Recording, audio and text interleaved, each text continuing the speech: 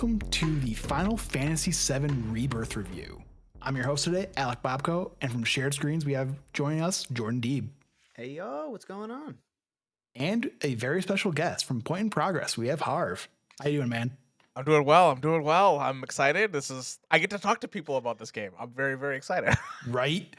I've put in 50 hours in the past 11 days, and yeah, a lot of that was mostly to get ready for this review, but also just so that way I don't have to avoid spoilers anymore.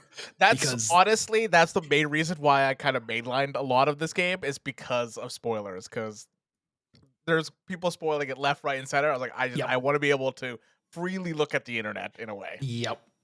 Yeah, I haven't been spoiled yet, but like I'm taking my time a little bit more than you guys are. But what I've seen is like surprisingly on Twitter is that like a lot of people have kind of just been like, yeah, no, I'm taking my time with this, just because like I don't think we realized just how big the game was. Yeah.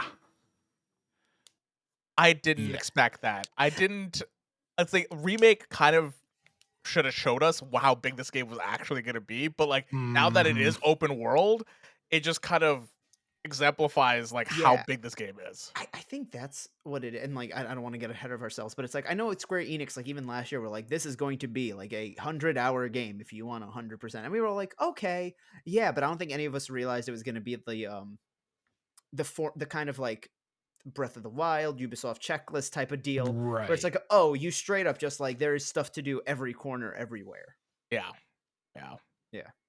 Before we get any deeper, for your like most of our reviews, we like to talk about kind of our history with the franchise. So, Harv, why don't you tell us the history with Final Fantasy? Final Fantasy VII was my very first RPG I ever played.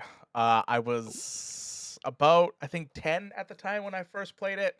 My brother played it before me. I was fascinated by this. And and I finally jumped into it myself when I was like 10, 11. And that's when I fell in love with Final Fantasy. And Final Fantasy VII has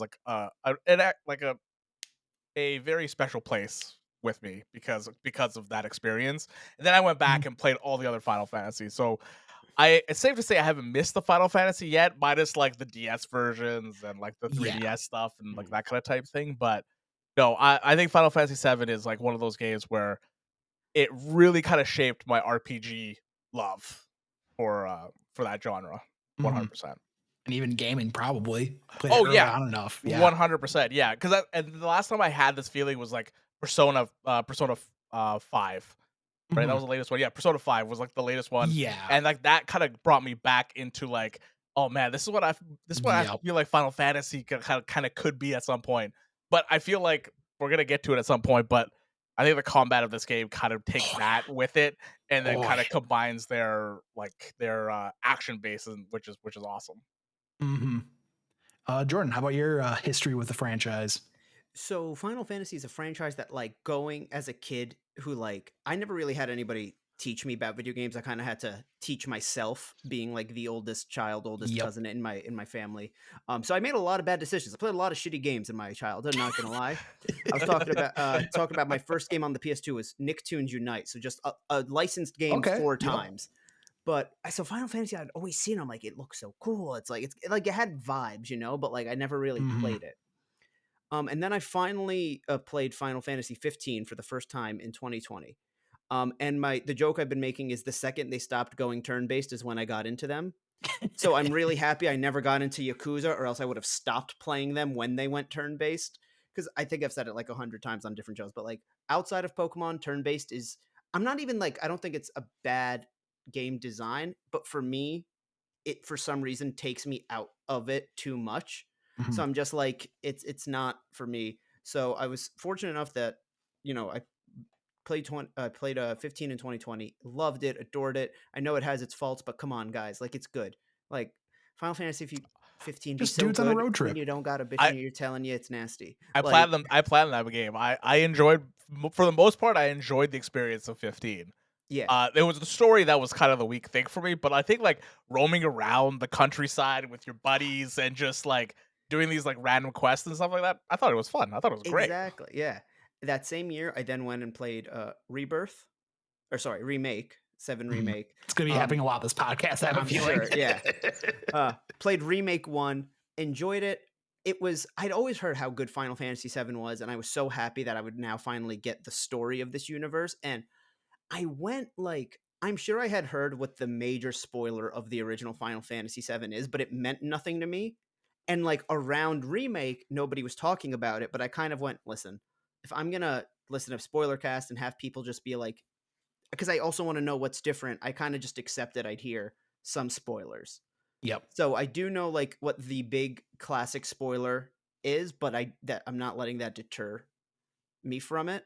And of course, I also then played Final Fantasy 16 when it came out last year. So the only one Yep. I've missed since starting at 15 is Stranger of Paradise, and I am gonna get to it. Nice. Good game. It's a good game.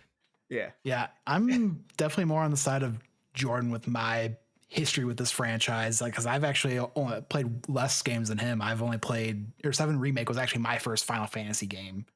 And then I played 16 as well. Absolutely loved Final Fantasy 16. Like just the story, the active time lore. Such an amazing feature that more games need to bring or need to have that. Yeah. Especially if they're going to be this long of a game. Like there's definitely some times where it's like that would have been a little handy after some nights of like, let me just get a quick little recap of like what happened. It also would have been handy because like it's been 4 years since I've played Final Fantasy Remake, and so I did do the recap thing. Let me tell you, the recap thing, not great.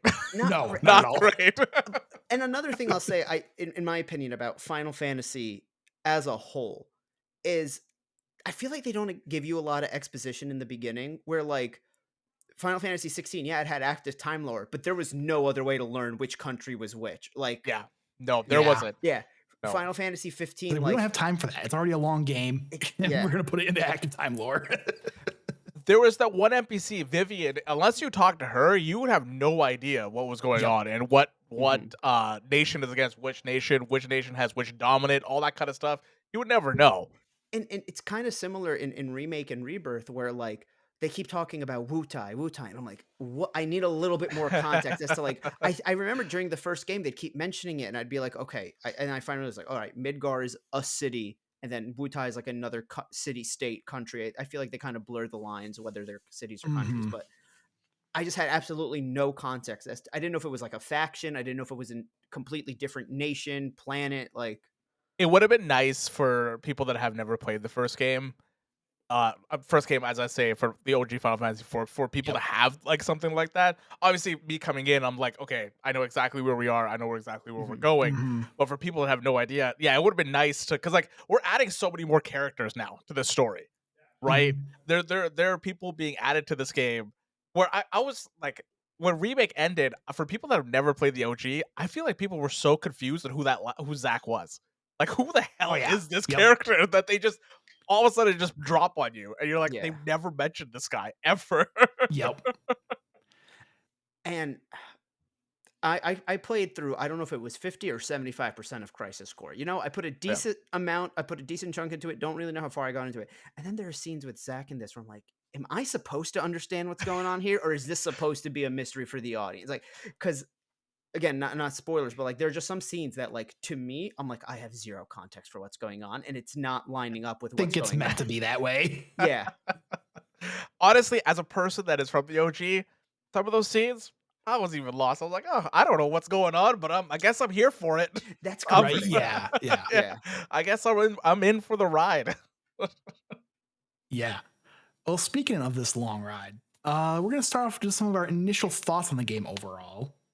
And I guess since I'm the lead reviewer for shared screens here, I'll start us off. I absolutely adored this game. Like, Remake was something that I really enjoyed my time with back in 2020. Granted, that was back when we were all, shut down in our houses with the pandemic.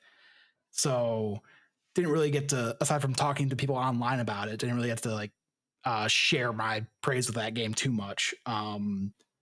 But this game it takes what was good about Remake and just amps it up to 11, because the open world is just an aspect that I didn't know that I needed from this game.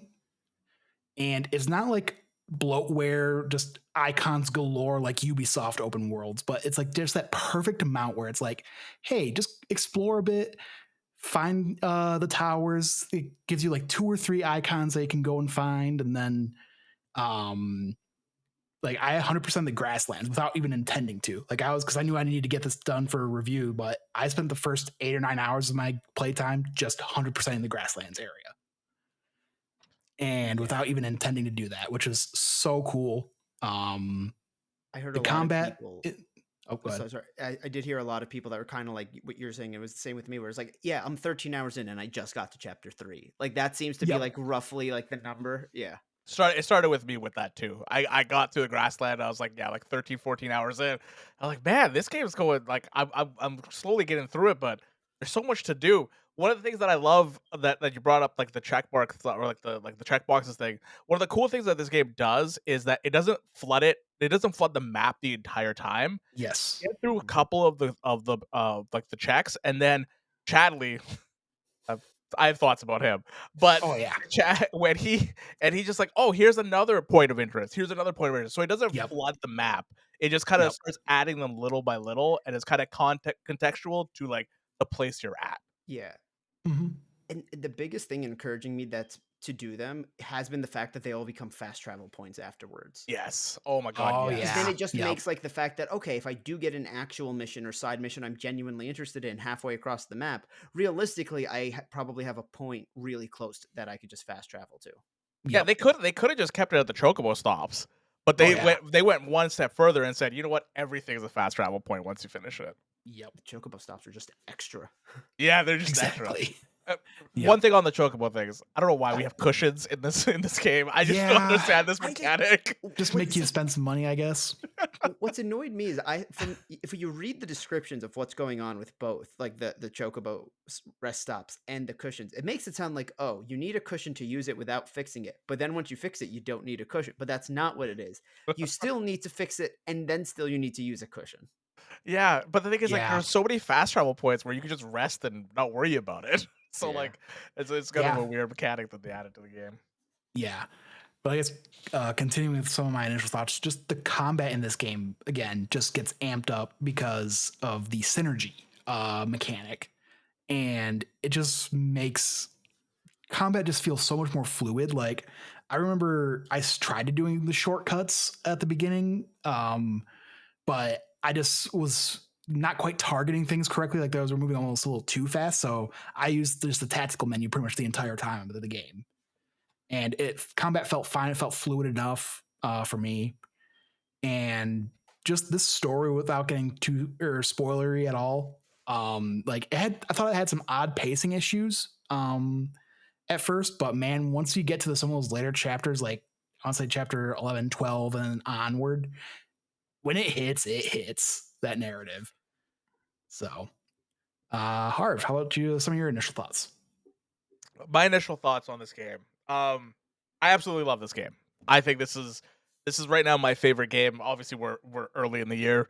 The only Mhm. other game that was really on my list that was like top game right now was Helldivers 2. So Hell yeah. and Yeah.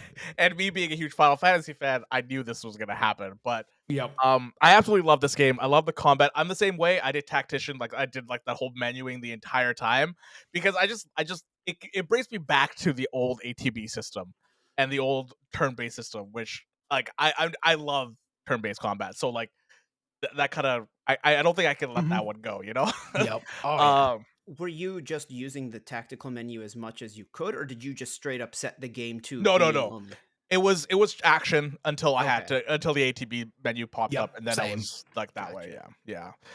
Because I still like the hack and slash aspect of it. I Oh, think yeah. it's really really cool. I do wish there was some like there's no iframes or anything in the game, so that's so like dodging is a little weird when they want you to dodge and stuff. But Yeah, I had to have that's- that precision defense materia on at all times just to get that more parry time window. Yeah. But the best thing that they added for the combat are the synergy stuff. I love that stuff. I love the different aspects that it gives you, either MP, another limit break, or even Yep. like 3 ATBs. Like I love that stuff. That stuff is Yep. really really cool. And I love they flesh out so many characters that really don't get that much screen time in the OG Final Fantasy. When you get to like certain places, like doing the whole stuff in Cosmo Canyon, it was like that's one of my favorite scenes in Final Fantasy VII, and Mhm. seeing it in actual 3D in an actual CGI cutscene was like Mhm. I was like, man, I'm just living back in my childhood again. This is amazing. I love Yep. this. I do have pacing problems. I do think the last chapters they do have pacing problems, in my opinion.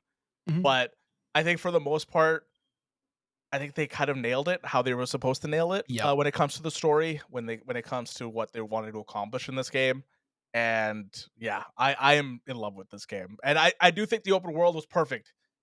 Yeah. They didn't overwhelm you with anything. I think I think Chadley is a little much because every time you scan something, you're just like, "Yo, Cloud, thanks for that." It's like I this could mean, have been an email, man. Yeah. at least there's a lot of times he doesn't like stop you like full stop. You can still kind of move around. Yeah. But I there's mean, the times where it's like you're just standing there, like pull up your like weird little PDA thing. yeah, because you scan something and then you scan it, it's like complete. You put it away, then you have to bring it back out, and Yeah. then the screen comes up. It's like, all right, That's when I check my texts. yeah, yeah. Look, I mean, honestly, yeah, there was a lot of Chadley discourse going around, and I was like, I mean, I don't hate the kid. Like, yeah, it's a little like annoying that how much he talks, but like, I don't feel like I hate the character. Then one, I was reminded that he's a robot. yes, yes. Yep. Completely forgot that. Yeah, You no. honestly could have, like, if you had told me that there was a good few when I had heard that, there was a few seconds where I was like, did I get spoiled for this game? No, you learned that in the first game. Yeah, Yep. Then there's also something he says. It's like shaky, shaky. It's like he does like this weird rhyme thing, and and then like he did like a little dance with it, and I was like, no, I fucking hate this kid. yeah. The He second wasn't. I think a lot of it was like the fact that it's not a real kid. I was like, I will. Like, He just why really were you wants to be a programmed real like this? boy. He just wants to be a Yep. real boy, you know. Get this fucking weird Pinocchio. Now, And then the I don't know if it's supposed to be like. Do you consider it like the weird AI he made? I don't know if that was like a May, I think May. it's Mia, I Mai, but want to it's like say Maya. I don't know whether Yeah. to call it his sister or his weird fucking sex robot because it's like, what do you like? What's your goal here, man? Do you need companionship or do you just need like connection? Like, Yeah, I don't know Then you see why them they even fighting added. though. Yeah, but I don't know why they even added the other AI companion when she does the same thing that Chadley does. Yeah, she and only like, does like what the fighting. Yeah, the fighting trial things. and she Yeah. kind of looks just like Chadley with a wig. Yeah. Yeah. I never even thought about that. That could be Chadley. It's just kind of like it's like Chadley in a costume, and it's like, okay, Well, why are you doing this? now that Chadley is in both games, now he has to be in the third game. Like I'll it'll be Yeah. weird not having Chadley there in the third Will game. it? You Could know, they just be maybe like, I'll miss him a little bit. I don't know what happens in the third act of Final Fantasy VII, but like I assume it's like the stakes are higher, right? Because it's like a third act. Can he just like show up on like a computer screen to give us this stuff? Oh man, imagine. Yeah, I think those are my initial thoughts of the game. They introduce a couple of characters that I'm really, really excited to see how they do in the third game because we know that Vincent is in the game, right? Because Yep. he's been in the Yeah, it was in the trailers and stuff. trailers. Uh, Yep. and we also know that he wasn't playable in this game, so I'm very, very excited to see what that kind of gameplay is going to Mhm. be with him Oh yeah. because man, he's one of my favorite characters. So like I'm really intrigued to see how they tackle that. Yeah, I think all the playable characters were actually shown in the trailer, I believe. Yeah. So there wasn't really like any surprises, I guess. Yeah, I don't think there are any surprise characters. I think this is. I mean, there's already so many characters Oh, in I this know. game. There's so Yeah. many characters I just didn't use. Yeah, because Jordan, in the OG, Yuffie is completely optional. Like you don't Oh, even have to go interesting. even grab. You don't have to even get her. But in this game, like she becomes part of your team, and she's Right. really cool that they actually make you get her in this game. Is there a way Mhm. to miss it? Because at one point I thought I did something where I was about to miss it and I restarted. See, I thought there was a way to do it, but I think the game auto corrects it, so you get her. It's like if you kind of just like Mm, or like what she's like she like what she requests for a battle, you could either scare her or be like fuck off, which is Yeah, what I did at first. yeah, Even though I like Yuffie, I was just like in like the mood as Cloud, being like, he would be like fuck off. But then I saw that like no matter what happens, she kind of runs away scared, and then you take like 2 steps and she runs back. Yeah. Yeah, No, Like she's regardless of what you say. yeah. Regardless of what you do, she comes with you because a lot of because now I'm doing the end game stuff with like trophies and stuff. Yeah, She's needed because you need to get all of her weapons and all that kind gotcha. of stuff. Yep. So There is a this will be I guess like not even like a spoiler, but like there's a moment in the chapter where like earlier in the chapter you could get her where she like asks Cloud like, "Do you like my beach body?" There's just an option that's just nope, like I'm shutting this down before it even becomes a thing, and it's the fucking best. It's because 1, that's the only correct answer, but 2, just the way Cloud says it, he just goes nope. Like he shakes his head at this girl like no. Cloud's already in a love triangle here. All right, he doesn't need a love square anymore. Don't remind me, man.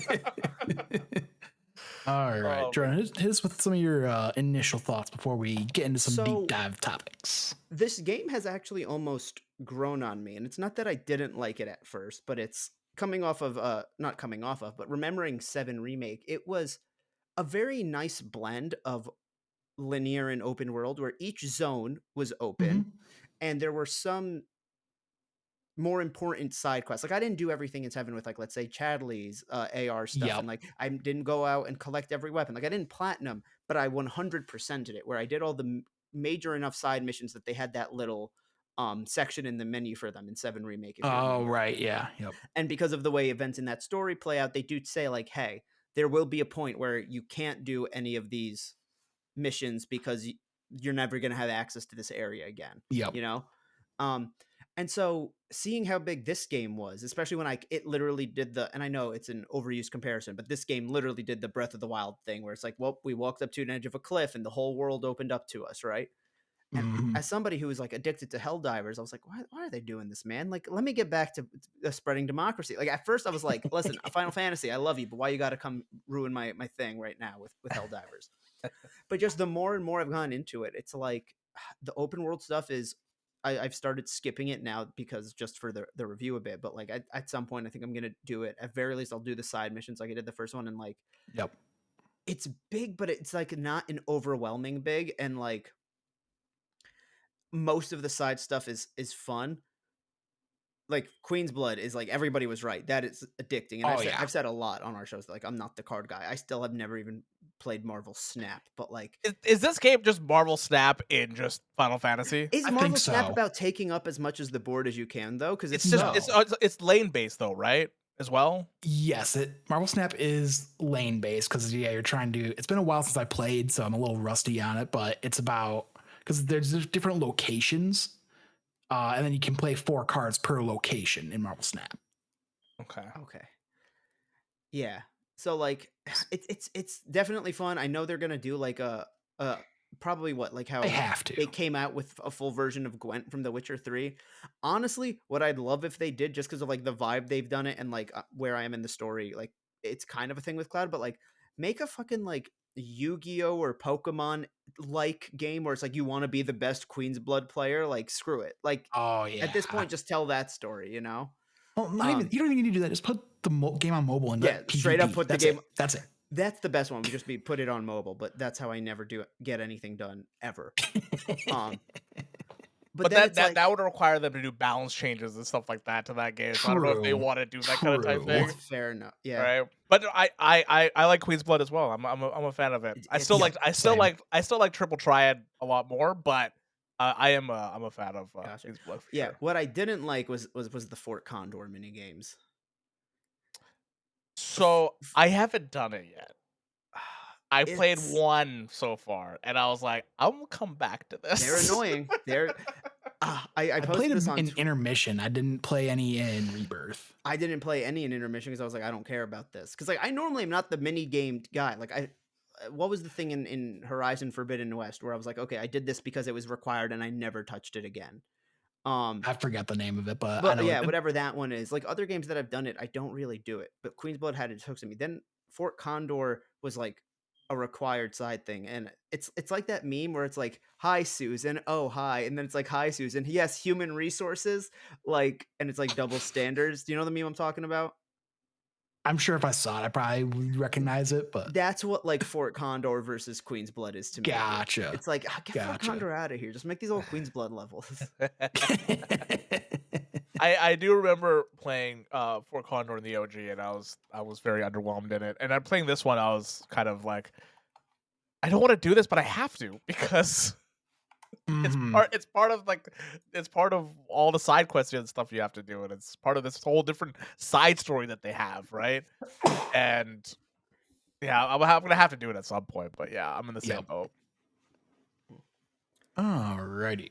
Well, before we dive into some deeper discussions and topics on this game, just gonna quick promote some of our previous content. Like if you're liking this review so far, we have plenty of other reviews. Austin and I did a review podcast of we had Pacific Drive, which sounds awesome. I can't wait to get my hands on that. And then Penny's Big Breakaway. So go check that one out.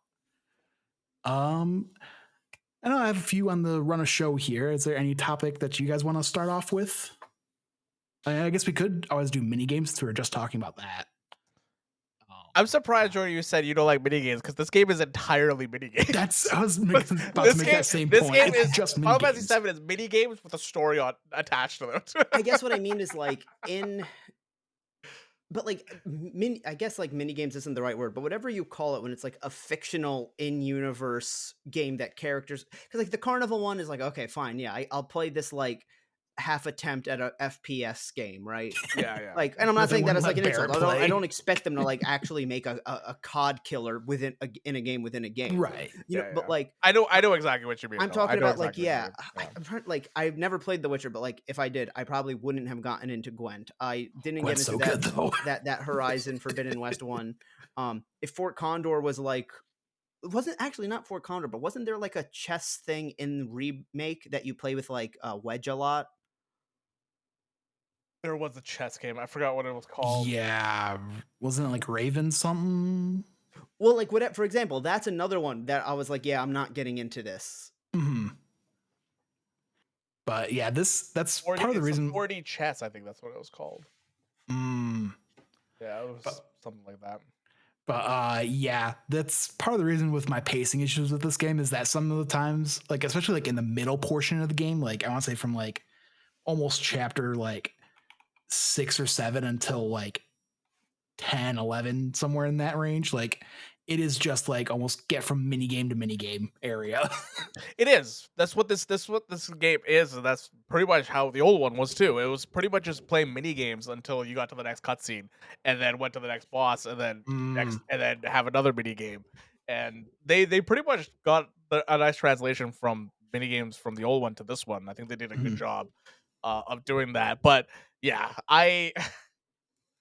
it dawned on me about halfway through the game, and I was like, I think like 70% of my gameplay is just mini games at this point. Yeah, I think it hit me like after the chapter at the Golden Saucer. That's like this is just mini games. Like and it's like it's even mini games because there's like the canonical mini games, and then there's the non like where it's like, oh, like when you go to Costa del Sol and you're playing the like the shooting game, the characters themselves are playing like a little carnival game, right. but then there's like Barrett, Tifa, and Yuffie are like going down rails. Like I won't say anything else to like avoid any, I guess, story spoilers. But like they basically make a mini game out of that as you have to destroy boxes. But like that's an actual story moment. Like there's something that has happened. Like there's a mission actually being accomplished there. But the gameplay is just another mini game. Yeah, it's funny how they do that with the narrative as well. They just like, you know what? Let's add another mini game right here. Yeah. It reminds me of like when GTA 5 came out, there was like a College Humor video that's like GTA 5 is too realistic, and it's like, you know, some guy crashes into another car and then they go like, oh look, now I have to get out and trade insurance with him. I got a flat. Let's do the tire changing mini game, and like they lose the lug nut in the mini game. Like, like I feel like at some point in this game they're just like, what are these characters doing? Let's make that a rhythm game. Like what are the characters doing? Let's make that a dodge. Like that is, oh my god, that nails it for sure. Yeah. I guess if we want to go into open world, like I talked about that, like the thing I actually really loved about the open world that I've mentioned is it has like that perfect amount of activities and stuff to do. And they actually have like decent to great rewards for doing them. Like one of the favorites that I always did, no matter if I was just mainlining through the area, was the divine seals, which is what you use to get the summons. Yeah. Because those always like they power up the summons and then they give you the lower difficulties, so it's easier to obtain the summons. Yeah, I really like that. I like how they did the summons in this one, where you like you have to go find them and stuff like that. Have I failed on those like that rhythm thing or that other the orchid of time fucking thing that they do Yep. to you, like that thing? I failed that so many times, man. My memory is complete shit when it comes to that. So far, my track record with them has been good, but I don't know if I've gotten to like the harder ones. Oh, the harder Oh, ones they do. yeah, The like the later ones. It's just like I there's like 3 different patterns I have to know here. Yeah. Like yeah, what? yep, But what I did notice with the at least like the easier ones is I thought it was gonna have to be way more exact, but they're pretty forgiving with like if Oh, you're yeah. like kind of in the general right vicinity, like they help you. Thank But I can God. only imagine like when you start getting detailed, how Yeah. like that would I add mean, up. they're pretty forgiving for most of them, right to the end. Yeah. Well, I've only gotten 3, so like I'm still going back and getting them at yeah. I this only point. got So, 3 as well. Yeah. no, I love the open world stuff. I love the materia that you get as well, and the Mhm. more open world stuff that you get. Chadley opens up developing materia, which is awesome, and you get some Which really you get good some materia. really good material from him. Yeah. Yeah, and some of them are like super rare materia. Some of them you can just keep buying over and over, so you want to kind of Yep. stock up as well. So that kind of thing, like it rewards you in a good way to go and do these things, and I think that kind of incorporates like if you want your characters to be stronger, go do more other stuff, and then you can get better rewards and better materia for it. Yeah, that's something I definitely noticed by doing the grasslands, like 100%ing that first, because I wasn't really skipping too many fights in the grasslands. So by the time I got out of there, I was so over leveled. Like, I think you're only supposed to be like in the mid to high like teens when you're in the grasslands. And then by the time I left, I think I was like 22, 23. Like, I was over leveled. So the next part of the game was like so easy to me just because See, I spent so much time in the grasslands. I felt like I was roughly the same level at that point, and like I've been feeling like this game's a little harder, and I don't know if like maybe in Are my you on memory, dynamic or are you on normal?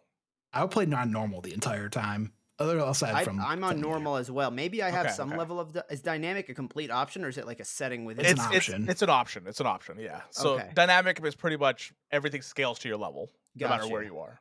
No, yeah, I'm not doing dynamic, but like I think part of it is like by the end of 7, I'd gotten into like a good rhythm with like who has what materia and like what their role in the fight is because your party doesn't change or isn't as customizable in remake. It's like during this Mhm. part, this is your party. During this part, that's your party.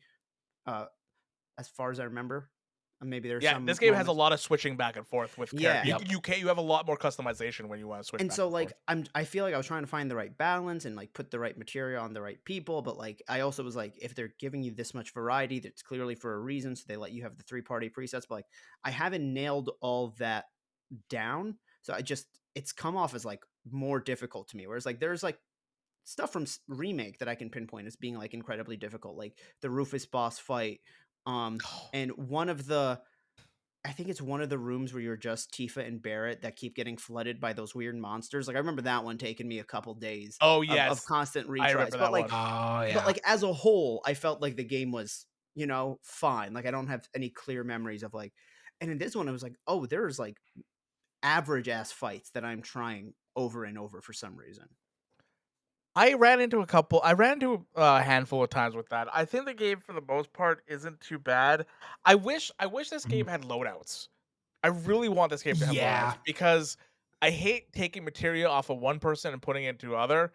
This was a problem with the OG one, but like we're in 2024, guys. If you guys can let me customize my party, let me customize my loadout for each character as well.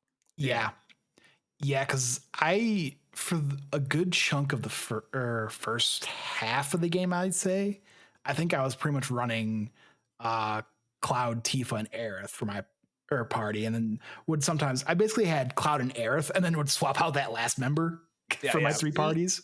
I did Cloud and Tifa, and I was swapping between Aerith and Barrett as the third, just because like I I remember Aerith being pretty decent in remake, and like I feel like I can't use her at all in this game. Like every time I switch to her, I'm like, what are we doing here? Other than the fact that you have Cure, like what like her moves are doing like no damage for me.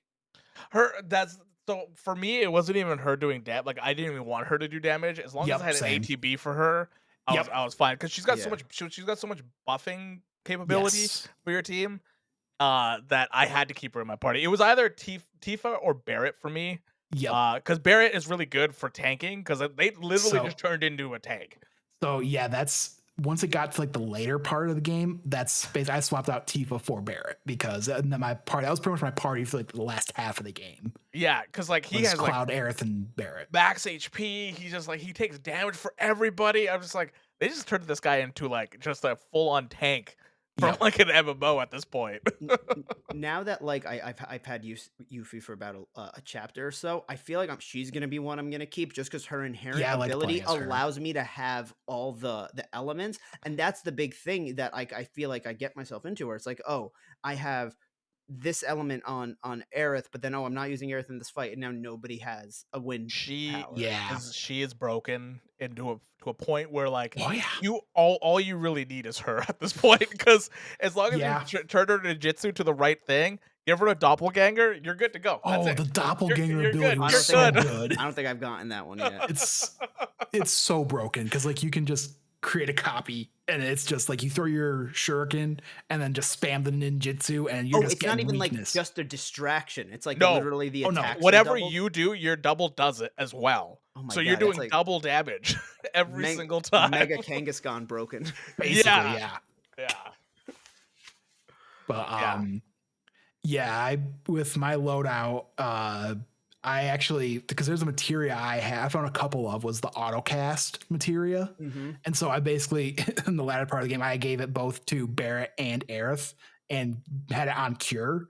So basically like anybody gets low on health, they're just auto casting cure Oh, do you have to assign that to the to a linked actual? spot. It's a Yeah. link. It's a linked one. Yeah. Oh, maybe this is what. Cause see, I don't realize that. So I'm like, so this game adds a lot from what remake didn't have. Is there's a lot of materia in this game that has linked materia now, Yep. where if you can get a level up materia for whatever it's linked to it. So you can instead of fire, you'll start with Fyra, and then you can keep going Yep. with that. There's like okay. one where like if you have it linked to like a blizzard materia, you absorb So anything that's blizzard. It's a lot of the blue ones are the one that you have to link Yeah. it to. Yeah. Now, did I it's- skip through a menu, or do they not explain this? They don't explain. You actually have to look at the materia. Okay. Yeah, a lot of the Yeah. materia, if you read the description, it'll say linked. Like that's kind of the word you kind of have to find. Gotcha. Okay. I did see someone on Twitter that went most of the game not knowing that you only need to use assess once. Dude, I didn't know that till like 30, 40 hours into the game. See, that I knew because I remember that from the first one where I was like, okay, you do have to scan them once, but after that, you get them all the time. And so in the beginning, I was making sure to try to assess as much as I could. Yeah, I mean, assessing is also good for Chadley because he gives you more stuff Yep. for it as well. But yeah, I didn't know. I didn't even think about touching with touchpad when I was in combat. So I assessed every time. Because I think I skipped or not skipped the tutorial, but like skipped the menu to like tell you how to bring it back up. yeah, they So I probably was did just tell assessing us. every time. Yeah, Yeah, I think that's also I remember them being reminded of it in the beginning, but so that's why I thought maybe with the linked material, I was like, maybe I'm the only one who read that, but everyone else skipped it, and then I skipped the linked material. The other thing for open world I want to talk about Yeah, are sure. the chocobos in this game. Mhm. Yeah. The different way of traversing each of the areas in Yeah. this game is awesome. Yep. And getting some of the chocobos is a little annoying, not gonna lie. Yeah, Mhm. there's one I had to look up. I can't remember which one, but some of them get real tedious. Yeah. Yeah. But it's a lot of fun because each of them have their own thing, where one of them can just go up the walls, Yep. and like Junon and stuff like that. The And then Nigel later, one's probably my favorite. I don't oh no, that's The water jet. yeah. Oh my god, that one is so good. That Yeah. one is so good. Yeah. But yeah, there's really cool things that they added with the chocobos and the traversal. That reminds me of something that is actually, I guess, one complaint I have with the open world of this game, and it's that for as open as it is, the traversal doesn't match it. Where like you can't just like jump off a cliff to like skip you literally have to go around. And I wish they had used the chocobos as a way to give you full traversal, because I get it, Final Fantasy has never been the biggest traversal games. Like even your jumps or your climbing up the ladders are these predetermined points where you have to do it. But like when I'm just trying to go for there's some point over there, like there's a research fight I have to do for Chatterley, and I see it's over there, and then I hit a wall. I can't climb the wall. I can't jump off the cliff. I have to like literally go back around. I'm like, why can't the chocobo just? I'm sitting there hitting L3 the entire time trying to jump up. Just like doing whatever I can, like to skip and it's like I feel like the chocobos could have been okay, you want to jump off a cliff and the chocobo will like glide you down, or like the chocobo can scale any side. Like I agree with that. I wholeheartedly agree, because it is very, very, very annoying trying to, especially in the Corral region, because that region is so mountainous and it's just annoying to get around. I don't think in any other context this would ever be said about Final Fantasy VII Remake, but it should have taken this very one specific note from Pokemon Scarlet and Violet. Oh, with their legendary, the legendary, just kind of letting you Yep. go wherever. Yeah, just like I'm not saying that this game it should have learned from that game in any way, but it's like maybe you should have done that. I agree. I think they limited themselves a lot when it comes to the traversal stuff. Even just like when you're not even on a chocobo, when you're just like swinging from one place to another, like there are finite places where you can go and land and stuff. So like they really kind of streamlined that. And speaking of that, there was a time when I was in the mines, and in because like it was one of those spots where you had to like slide through like a small area. Well, because you're playing as Barret and you shoot these boulders and like all the pieces fly everywhere, one of those pieces landed perfectly on the little like arrow spot. Oh no. So I couldn't see it. So I literally spent so much longer in that area than I needed to, because I'm just finding like, where the hell do I need to go? Because it covered up the arrow perfectly. And so I'm literally like, I covered 100% of the map. I'm like hugging the walls, trying to be like, there's gotta be something I'm not seeing. And yeah, sure enough, I double back all the way back to like the rest area, go all the way back, go all around. And I finally go back to where I'm like, it's gotta be here somewhere. I'm just not seeing it. And because so I thought you were going to say that piece of the boulder broke the thing from like letting you step on it. And I was like, that's so bad. Okay, yeah. But no, I just covered it perfectly that I couldn't see it. One thing I was saying, you know how excited I was when we got swimming in this game? I was flabbergasted when I saw swimming. I was like, what? We can swim? Oh my god, this just changes everything. Right? This changes everything. Yeah, there's like no limitation to it. It's not like, oh yeah, no, you can't go here. The current's too fast. No, you can just go wherever. Although you swim so slow. You do. Yeah. But you can sprint swim, but it's like 1.2 times faster or something like that. All right. I guess one of the things we haven't quite covered yet, the music. The music in this game is so damn good, and I am just waiting for them to release that soundtrack, because apparently they were actually releasing a edition you can buy sometime in April, and that's looking back to when they released Rebirth. They put out the soundtrack on streaming services about a month after the game came out. So because there's quite a few times where I'm just sitting there and I pause the music to like go to the bathroom or something, and I come back and I put my headphones back on. It's like, oh, this is a kind of like bobbing my head back and forth. And Square Enix, I need to talk to you for a second, okay? We all need to talk here, okay? When the game comes out, just put your soundtrack on Spotify. Yes. Right? I don't want to wait a month. I don't want to wait. Yeah.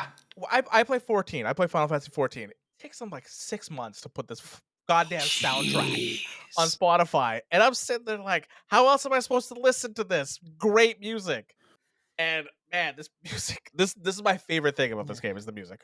This is my favorite thing about Final Fantasy VII Remake.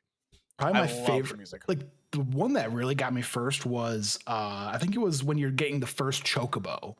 Like it's almost a little like hip hop, like the theme. Dubstep. Yeah.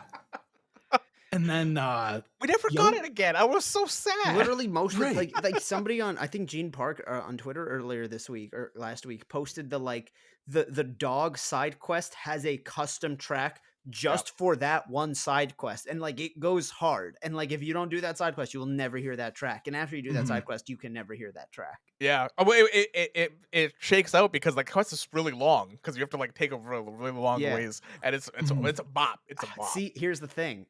I was like, okay, I did that side mission while listening to a podcast because I was like, okay, I just got to follow this dog around. Yeah. The one that got me was actually one I got to, I think it was sometime Sunday, because it's in chapter 12 and it's like in between two fights in this arena. And it basically like you go through a gauntlet of fights and then it's like, okay, before we get to this next fight, you can take a break. They like really bring out a rest area for you. I know exactly what you're talking about. That song, because that was one of those moments too. I saved the game and I stopped for a second. I put my headphones back on. It's like, oh, okay. I'm like yeah, one of my favorite things is like just experiencing this game, like how they took the old soundtrack and brought it into this one, and listening to the old like Cosmo Canyon theme just brings back so much like nostalgia for me. Yeah. And the way that they've remixed them they're done so well. When that battle theme starts, like the actual boss battle theme starts, it is the most like I'm ready to go to the gym for like the next 3 hours, man. After this, I will. It's crazy. It's so good. It's so good. When you get later in the later parts of the game, you get the epic like orchestral scores that you're used, Final Fantasy for.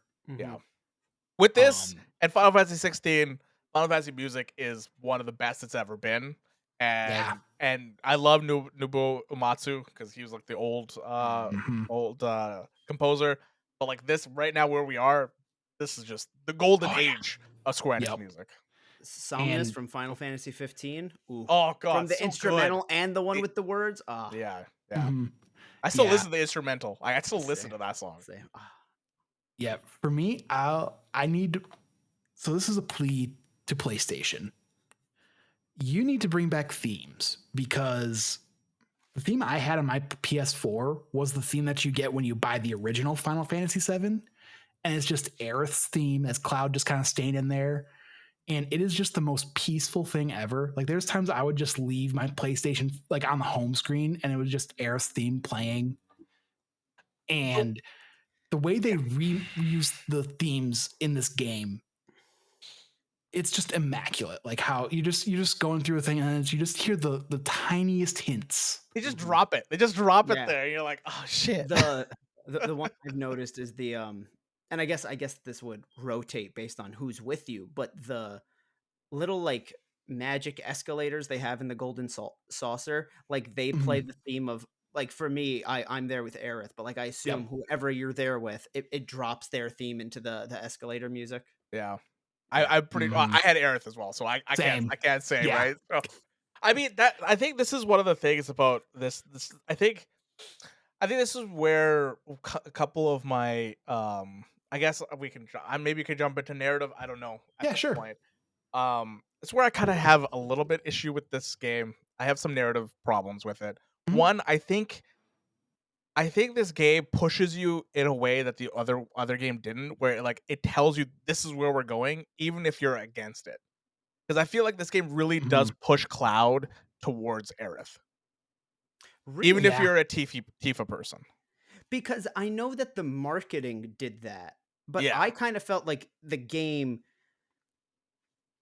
gives you enough like tender, for lack of a better word, moments with Tifa that like it still seems probable. Because like I don't know, man, my issue is like with this relationship thing, and it's like both of them are thrown at you, and I'm like, why have we got to pit these two queens against each other, man? This is the 2024 version of the remake. Let me be poly, man. Like I can't choose between them. I like it's bothering me because like okay, like Alec, I know you don't watch Bridgerton. Harv, I don't know if you've ever seen Bridgerton, but like if you have, you should watched check out our episode. show. I watched one episode. Okay, if you have, you should check out our show, Tea Time, for anybody who's watched Bridgerton. But like in Bridgerton season 2, there is another situation where, in this case, the girls are sisters, but it's like there's the one that's like super badass and tough, but then there's the other one that's just like innocent and shy, and I'm like, I need to protect her at all costs. But the Banff is also cool. I can't choose. Like it's anytime I'm presented with that situation, I'm just like, in a decision paralysis that I cannot explain.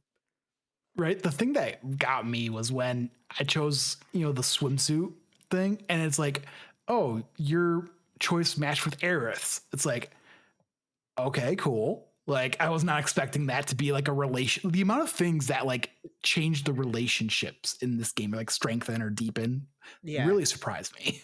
And every time it didn't deepen, I got so sad. I was like, damn it, I picked the wrong one. For the beach, I put everyone in as least possible clothes, like Cloud as well. So for all of them, it was like Cloud, Tifa, and Aerith all have the same taste in bathing suits. I'm like, see, I did differently. Sadly, Barrett only has the sailor costume, and I was hoping there would be something else. It. Yeah, he loves his sailor costume. Yep. His little hook, he loves it. They need to make that like his grapple hook or something. Let's use it in gameplay. Well, the cool thing is that obviously you can't use the gameplay, but once you finish the game, you can use those costumes at anywhere in the game.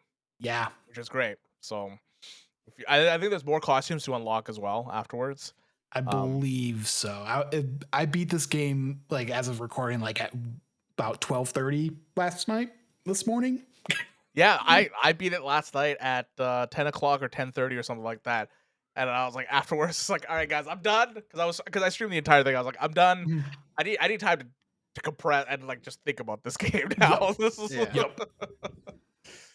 but yeah, like I said, I have a couple of gripes. Obviously, I'm not gonna get into spoilers, but most of my stuff are spoiler stuff that I have gripes with.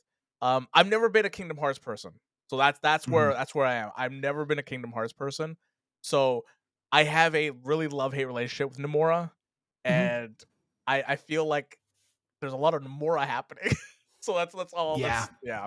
Yeah. Wait, don't spoil anything, but does fucking Goofy show up?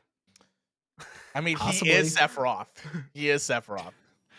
Sephiroth has a lot of agents out there, so you never know. One Hyoked angel. But yeah. I guess before we head out, we haven't talked a little bit about the relationships, but in terms of gameplay, the synergy moves, like how that adds such a unique aspect to the combat. I thought those were really cool, kind of almost a secondary kind of limit break. Yeah. Well, that's the thing. They kind of do different things, right? They can either kind of augment what you have, or they can make your limit break a little bit better. Like the names are awesome too. Like when you do Tifa and Barris together, it's like the two-step avalanche, which is awesome. Yeah, the one with Aerith and Barrett. I think it's like Sweet and Sour Salvo. I think it's called. Yep. Oh, it's so good. I love the names and like. Yeah. One of the coolest things that I've thought about afterwards is like you can actually like do it and then go to a different character and just watch it from afar. And it's kind of cool.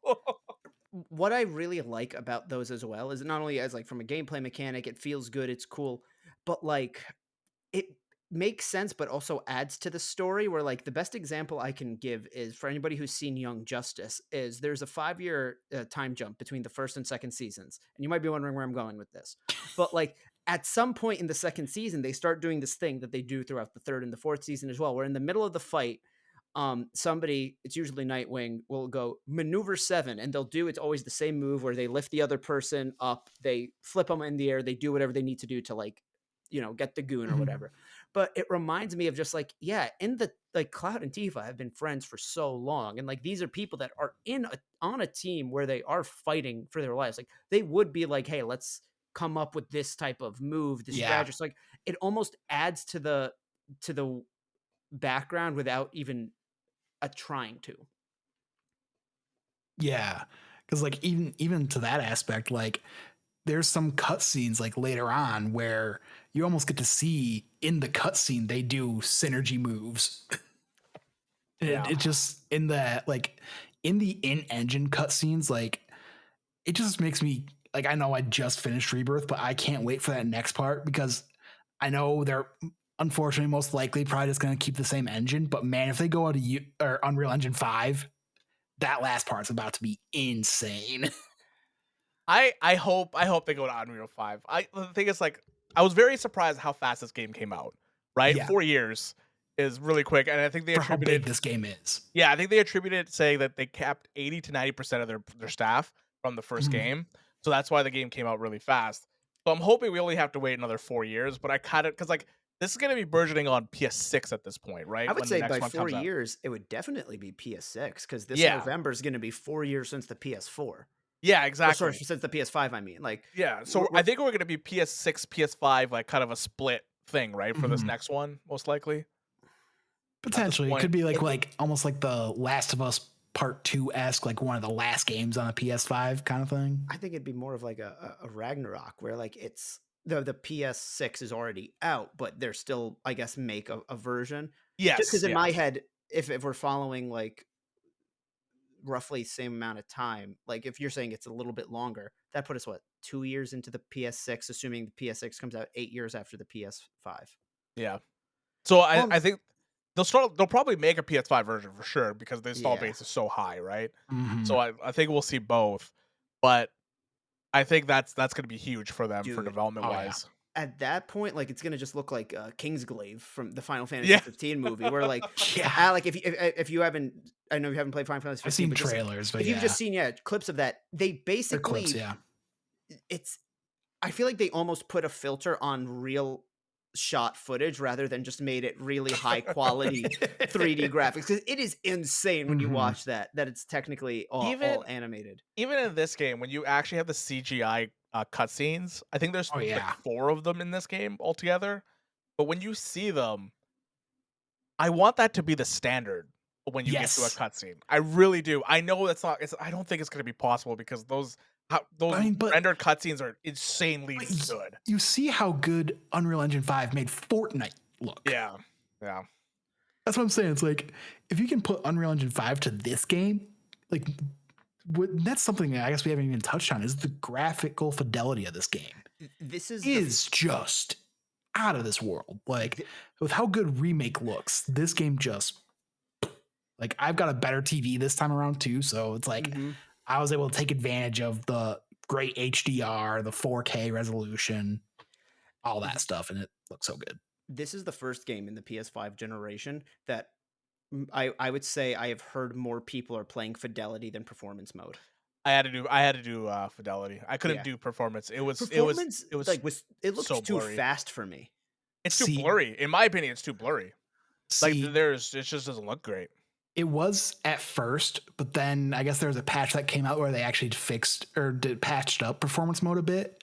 And after that, I went back to performance mode, and it did look a lot better. So Okay, I've been Gotcha. playing on performance now that I've finished the game. Now I'm doing it on performance, just Mhm. kind of like doing all the other stuff. It looks good so far, but it still has like that little motion blur to it.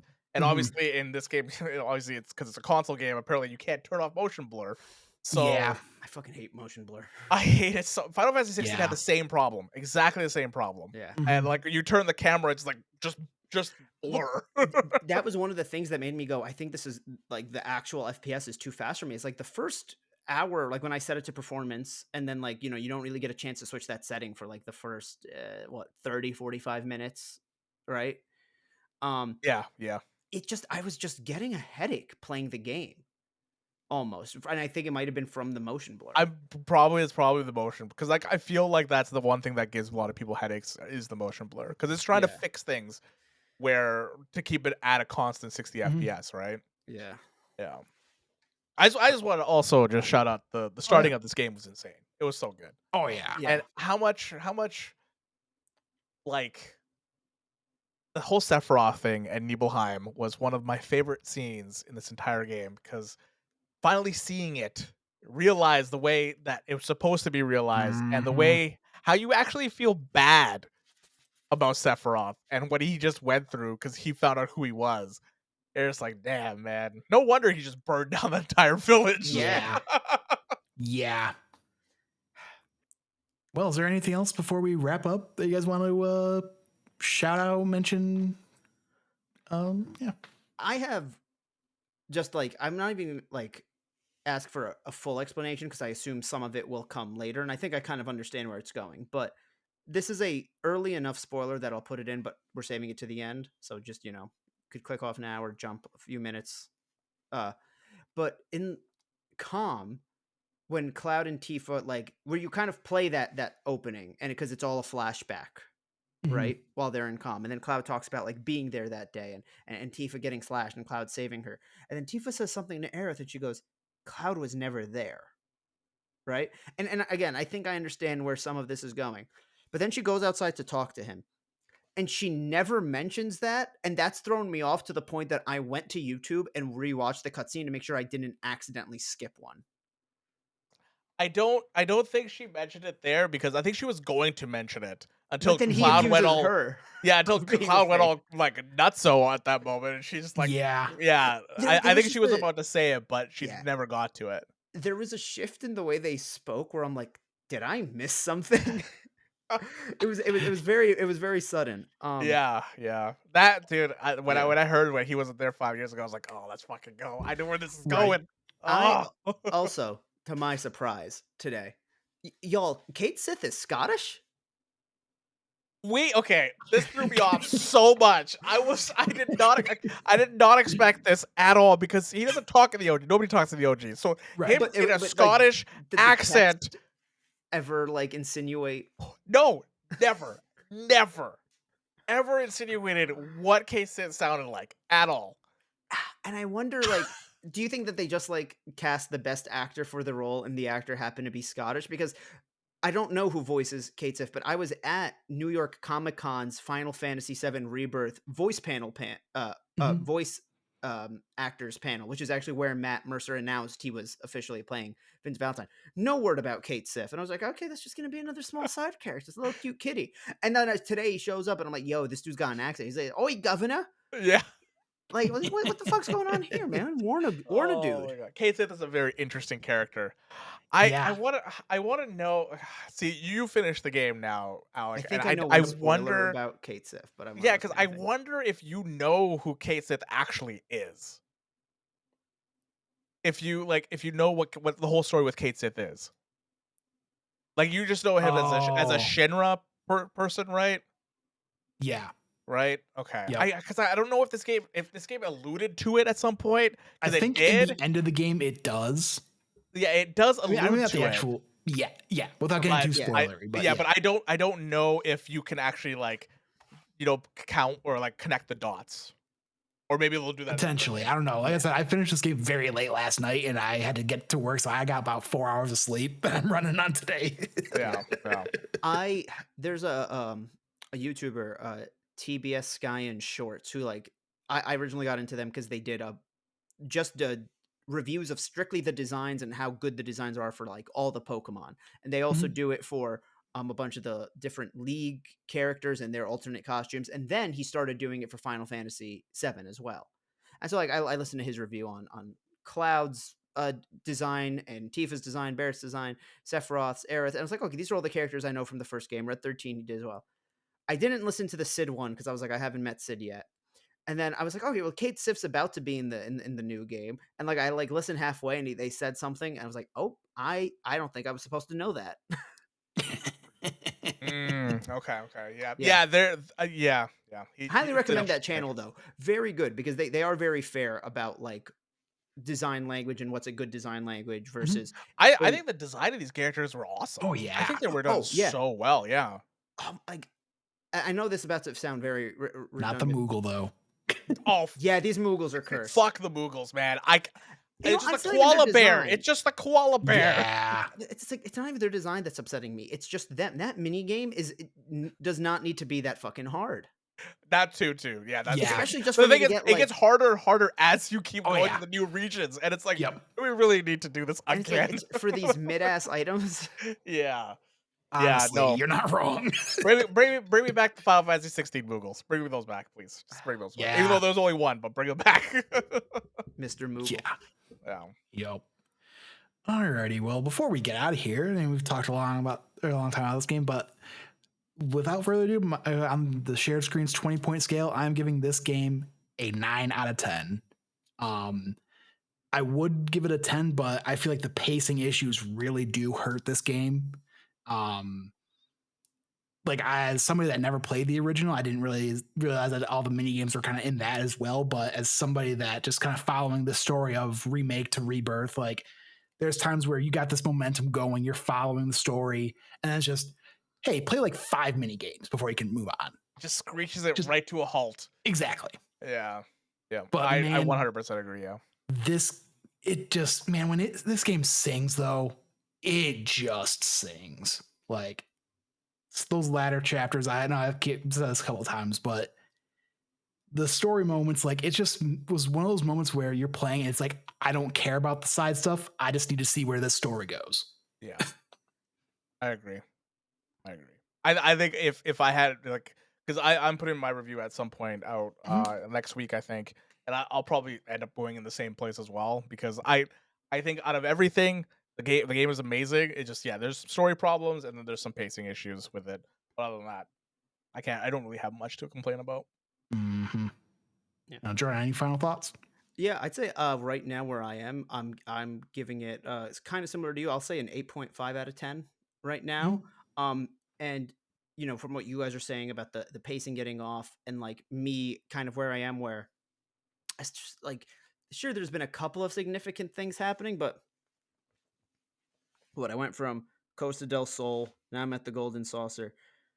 Between all of that, it's like 10% actual story, like 90% mini and then games. 90% mini games, and it's like, okay, I accept that this portion of the original game was very mini game focused, and that they're doing that. But then I'm like, okay, could they have not maybe given us a little bit more of this, like maybe give us a little bit more of that third act in this second game, if they don't want to do that because they have specific places they wanted to stop or start the second and third game respectively of the story. I don't know, I'm not going to stop them, but like what I do know is that all the Whisper stuff is new.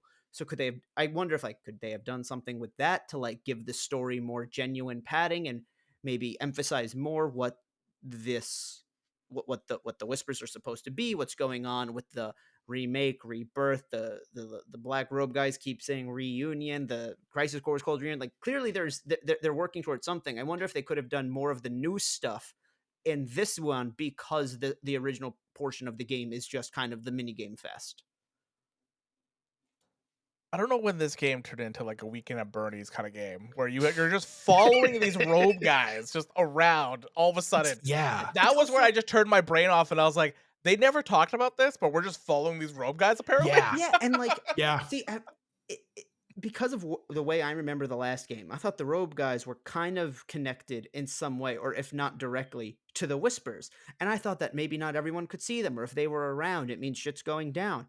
And they're just kind of like dudes who are just not all there right now, and like are showing up everywhere. Like they're just standing at the Golden Saucer, groaning at a sign, and nobody's really flipping out for the Costa most del part. Sol when you're on the beach and they're just on the beach. You're just like, like, so weird. not You even felt bad for him because Barrett's just like, hey, they're just being here. They're not hurting anybody. Like, I honestly, like, I felt like a lot of the way that they were being talked about in terms of they'll leave them alone, and like the people wanting to just to shy away from them because they're just like that. I feel like it honestly is how like drug addicts treated. I don't know if there was a purposeful parallel there, but like it felt like something. But I was just weirded out because it was like, I thought when those guys show up, it meant shit's about to go down. But no, it turns out they enjoy Day at the Beach too. Yeah. Yeah. Yeah, I think that's just the Whispers that are. Yeah.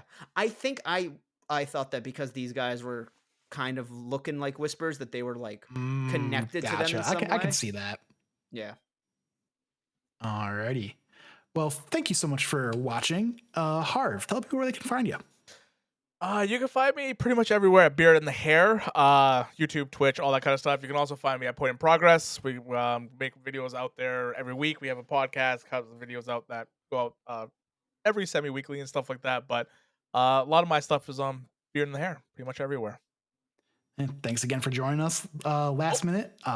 Thank you for having me. That's my first time being on shared screen, so I appreciate you guys inviting me. Yeah.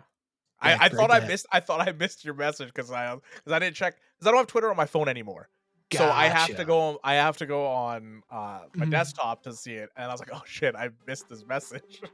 Yeah, no, thank Xfinity for that one, because I had some internet outage earlier today, so had to push the podcast back a bit. Yeah. Anyway, yeah, it did work out. Yeah, thank you all so much for watching.